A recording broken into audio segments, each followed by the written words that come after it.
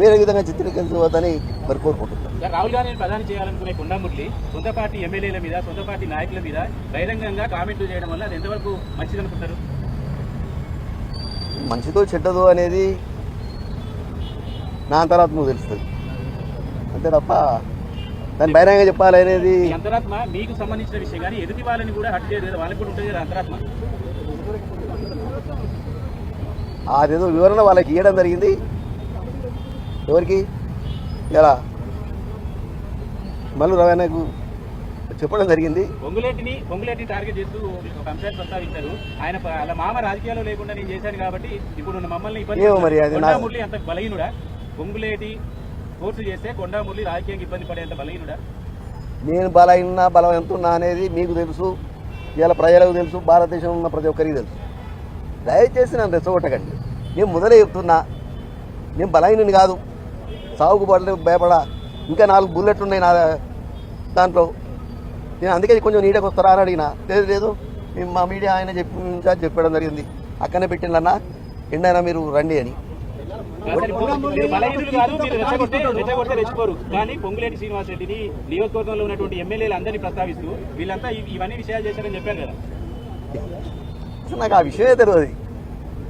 మరి మీరే సృష్టిస్తానేమో కానీ నాకు ఆ విషయం కూడా తెలియదు. ఒకటే మాట చెప్తున్నా మీకు, కాంగ్రెస్ పార్టీని గౌరవిస్తా అని చెప్తున్నా. రేపు పొద్దుటి రేవంత్ అన్న మరి కార్యకాలం సీఎం ఉండాలని కోరుకుంటున్నా. ఇక్కడ బీసీ నాయకుడు మరి మహేష్ అన్న రేపు ఇంకా పదవులు రావాలని కోరుకుని గాంధీ భవన్కు రావడం జరిగింది.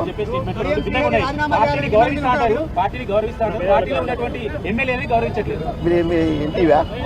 ఓకే,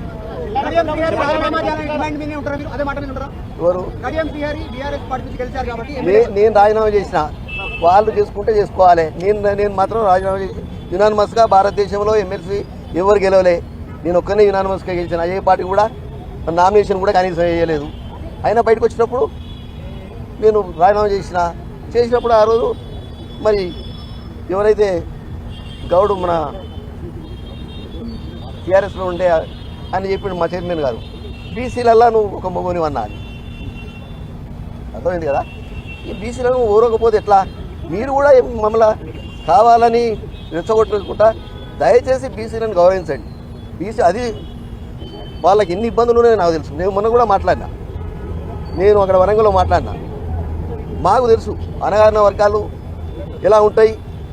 గత 45 ఏళ్ళ బట్టి నా పేరు కొండా మురళీధరరావు పటేల్ ఉంటే నేను కొండా మురళి అని పెట్టుకున్నా. నాకు మాఫీ మీకు ఒకటే చెప్తున్నా, ఫోటో కేసులు టాడా కేసులకే నేను భయపడలే. దీనికి మాఫీ చేస్తున్నందుకు కాదు. కాంగ్రెస్ అంటే నా ప్రభావం తగ్గితే ఇంతెందుకు, మీరంత ఎందుకు రావాలి? మీరే చెప్పండి దయచేసి.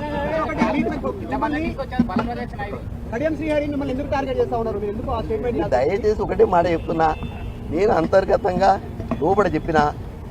మళ్ళీ ఎప్పుడైనా అక్కడ వరంగల్ మీటింగ్ పెట్టినాక, లేదంటే మీడియా సెంటర్ ఎప్పుడైనా పెట్టినప్పుడు కంపల్సరీ వచ్చి చెప్తా.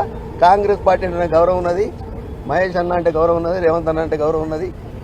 ఇప్పుడు కూడా రేవంత్ అన్నప్పుడు రేఖమ్మని నేను మరి ఆడ పాదయాత్ర చేస్తే పంపి రాజశేఖర అన్నతో కూర్చింది రేఖమ్మ.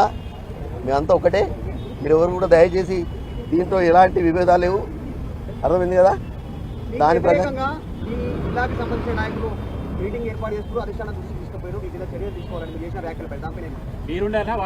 మూడోసారి. ఎందుకంటే నేను ఎప్పుడు ప్రజల మధ్యలో మరి వాళ్ళ సమస్యలను తీసుకుంటూ పేదల బడుగు బలైన వర్గాలకు బీసీలకు న్యాయం చేసే కార్యక్రమంలో అక్కడనే బిజీ ఉంటా. ఈరోజు మరి ఆ రోజు రాజశేఖర్ అన్న నేను వచ్చిన రోజు గుర్తుకొచ్చి 2 రోజుల క్రితమే అయిందేమో అనే ఒక బాధ కలిగింది. మరి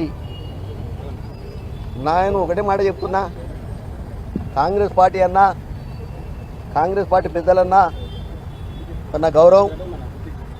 ఎందుకంటే ఆ రోజు మీరు చూసిన రాజశేఖర రెడ్డి గారి గురించి నేను త్యాగం చేసినాం.